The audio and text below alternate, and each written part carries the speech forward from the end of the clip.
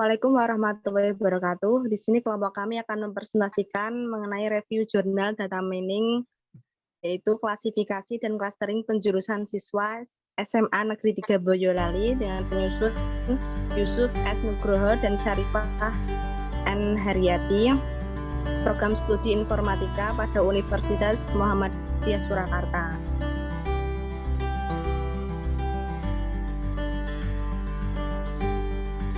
Berikut kelompok kami yang pertama yaitu Elang Putro Priambodo dengan NIM 1801550039, Dian Rizky Ramadan 1801550051, Iva Musdalifah 1801550053, Yulina Rizkyani Saputri dengan NIM 1801550058, Rizky Robi Setiawan 1801555072.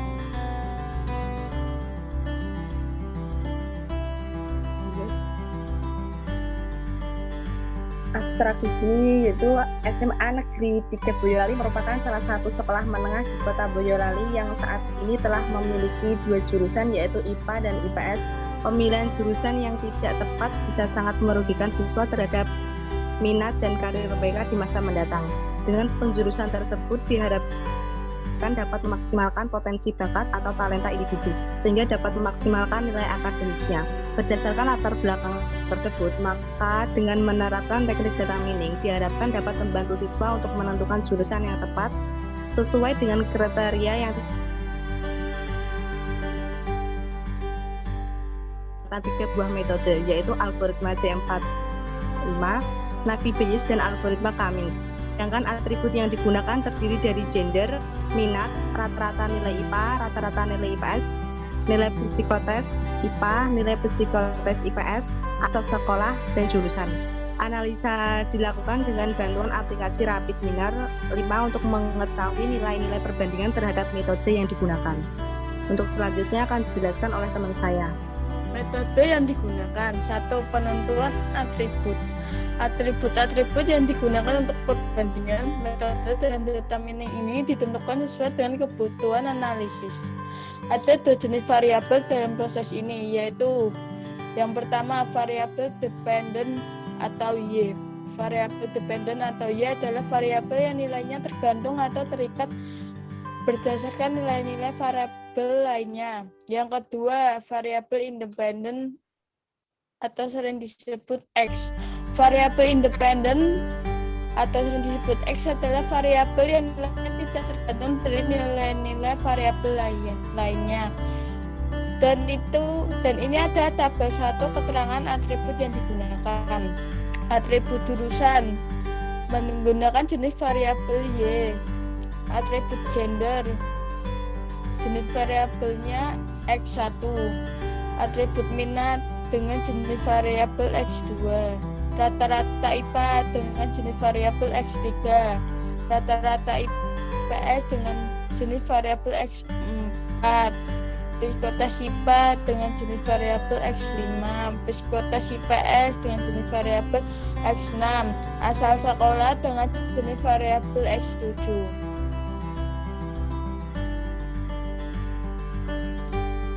Yang kedua, penentuan jumlah sampel. Untuk mendapatkan sampel yang dapat menggambarkan dan mewakili jumlah populasi menggunakan bantuan metode Sofin dengan nilai maksimal E sama dengan 5%. Menggunakan rumus di bawah ini, jumlah sampel sama dengan jumlah keseluruhan data per 1 ditambah jumlah sampel dan galet kesalahan di pangkat 2. Ketiga, pengumpulan data. Jumlah data siswa SMA Negeri 3 Boyolali selama 5 tahun diketahui sebanyak 1.240 siswa dengan menggunakan persamaan 1. Maka dapat dihitung jumlah sampel yang diambil, yaitu sebanyak 302 siswa yang digunakan data sampling. Yang keempat, analisis data. Tahap perbandingan metode data mining dilakukan dengan melakukan perhitungan menggunakan 3 algoritma, yaitu algoritma C45, Navi Bayes, dan Cummings. Algoritma C45 merupakan salah satu algoritma dengan metode regression tree yang dihitung dengan penentuan atributnya menggunakan information gain berdasarkan entropi dari masing-masing atribut yang telah ditentukan dengan persamaan 2 dan 3. Dan ini ada rumus-rumus tersebut. Bisa dilihat di gambar. Sementara itu, algoritma Naive-Bayes merupakan mengklasifikasikan dengan metode probabilitas dan statistik untuk memprediksi peluang di masa depan. Adapun algoritma ini dapat dihitung dengan persamaan 4. Dan ini rumus tersebut. Sedangkan algoritma K-means merupakan salah satu metode clustering non-hierarki yang mengelompokkan data dalam bentuk satu atau lebih cluster.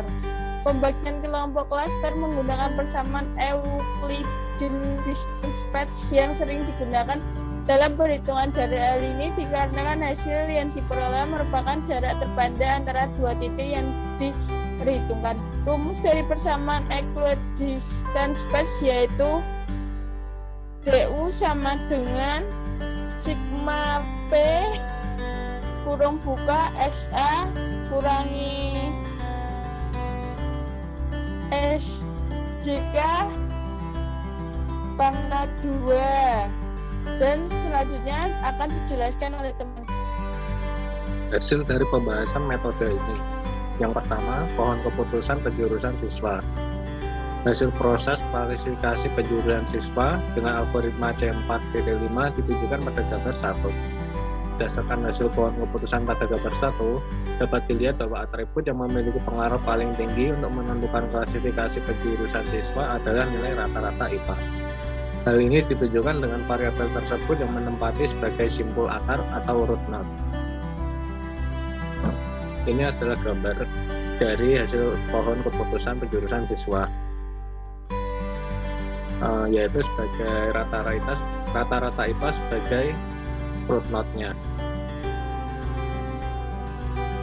Kedua yaitu distribusi probabilitas penjurusan siswa. Distribusi data klasifikasi penjurusan siswa menggunakan Naive-Bayes berdasarkan nilai rata-rata IPA dan IPS ditunjukkan pada gambar 2. Gambar tersebut menunjukkan bahwa distribusi terbanyak untuk jurusan IPS berasal dari siswa yang memiliki rata-rata IPA 70,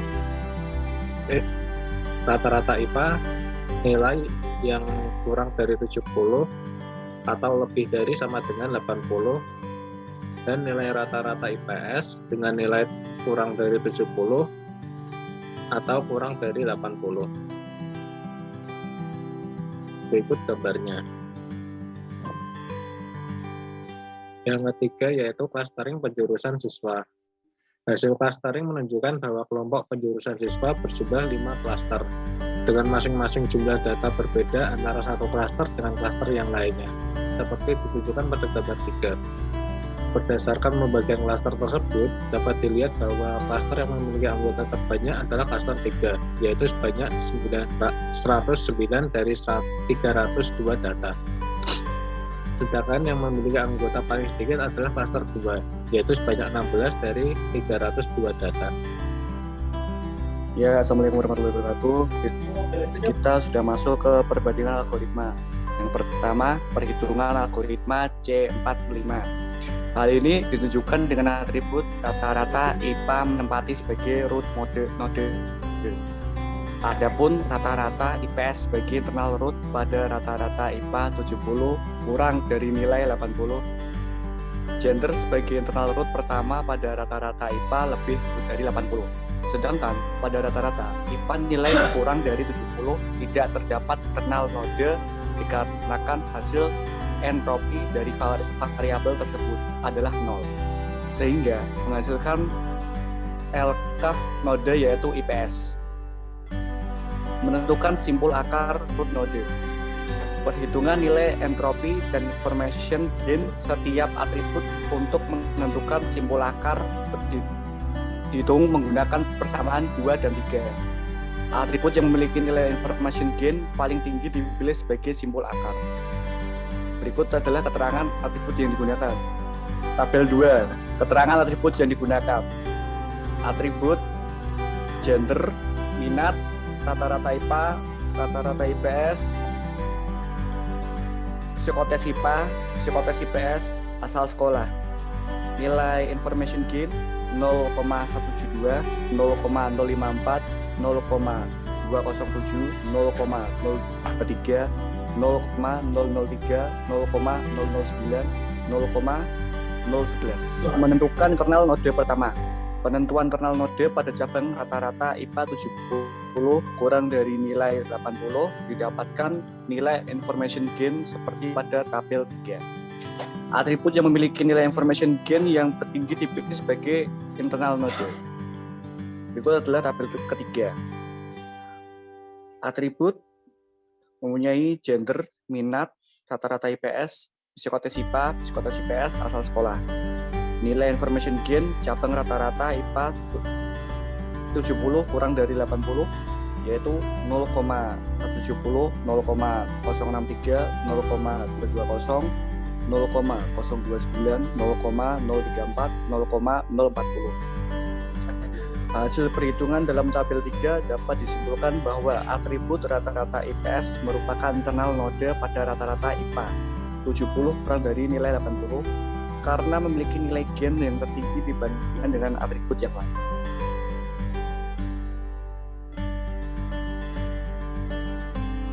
Menentukan internal node kedua. Menentukan internal node kedua pada rata-rata IPA nilai dari kurang 70 kurang dari 80 didapatkan nilai information gain seperti pada tabel keempat. Tabel keempat yaitu mempunyai atribut gender, minat, psikotes IPA, psikotes IPS, asal sekolah.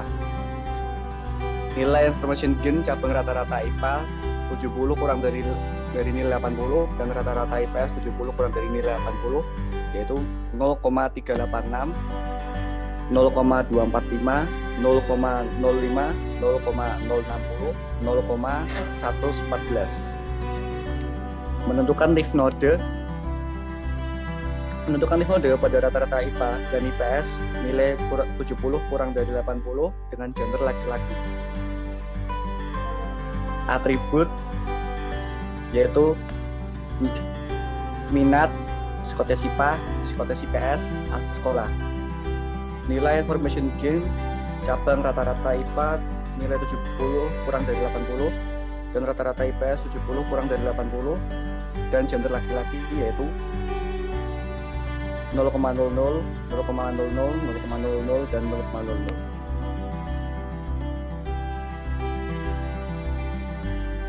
Yang kedua, perhitungan algoritma naive Bayes. Sebagai contoh adalah jika terdapat siswa dengan data sebagai berikut: gender laki-laki, minat IPS, nilai IPA rata-rata IPA nilai 70 kurang dari 80, nilai rata-rata psikotes IPA rata-rata IPA 70 kurang dari 80, nilai psikotes IPA rata-rata IPA 25 kurang dari 45, nilai psikotes IPS skor lebih dari 65. Asal sekolah wilayah 2, maka jurusan siswa tersebut dapat diprediksi. Tabel 6 menunjukkan nilai FR, QA, GH, QFH atau nilai HMAP, hipotesis maksimum a priori probability, yang dapat digunakan sebagai dasar melakukan prediksi jurusan siswa. Berikut adalah tabel ke-6. Terdapat probability dan nilai confidence HMAP. Pada probability terdapat P dalam kurung buka X1 sama dengan laki-laki, X2 IPS, X3 nilai 70 kurang 80, X4 sama dengan 70 kurang dari 80, X5 25 kurang dari 45, X6 skor lebih dari 65, X7 wilayah 2, Y sama dengan IPA kurang tutup. Nilai confidence-nya yaitu 0,000. Probability kedua adalah P kurang buka X1 sama dengan laki-laki, X2 IPS, X3 70 kurang dari 80, X4 70 kurang dari 80, X5 25 kurang dari 45, X6 skor lebih dari 65. X7 wilayah 2, Y IPS.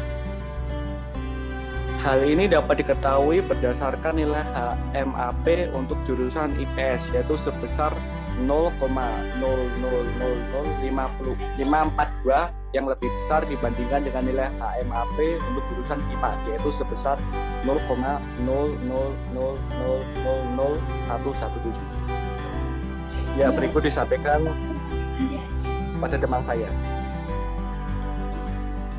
Ya, saya lanjut. Ketiga, perhitungan algoritma Cummins.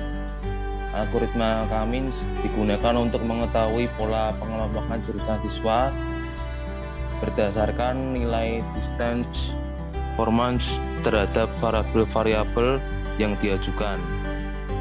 Distance performance dalam metode clustering dapat dihitung jika nilai pada setiap variabel memiliki tipe numerik.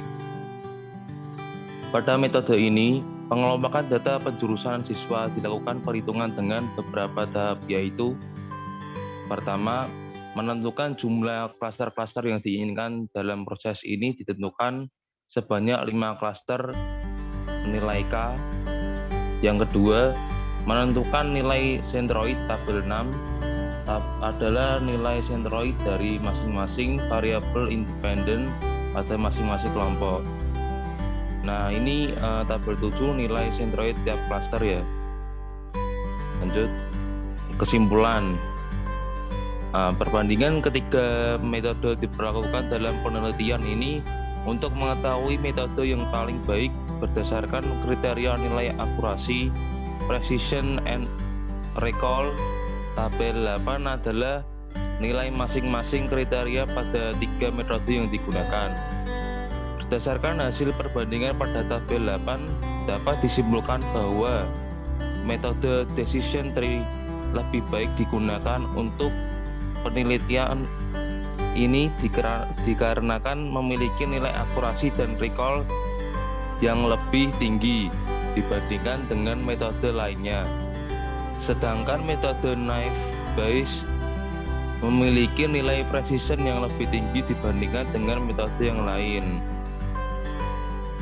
Ini perbandingan 3 metode berdasarkan akurasi, precision, dan recall di tabel 8. Cukup sekian presentasi review jurnal data mining pada studi kasus, klasifikasi, dan clustering penjurusan siswa SMA Negeri 3 Boyolali yang disampaikan oleh kelompok kami. Apabila ada salah kata, kami mengucapkan mohon maaf. Wassalamualaikum warahmatullahi wabarakatuh.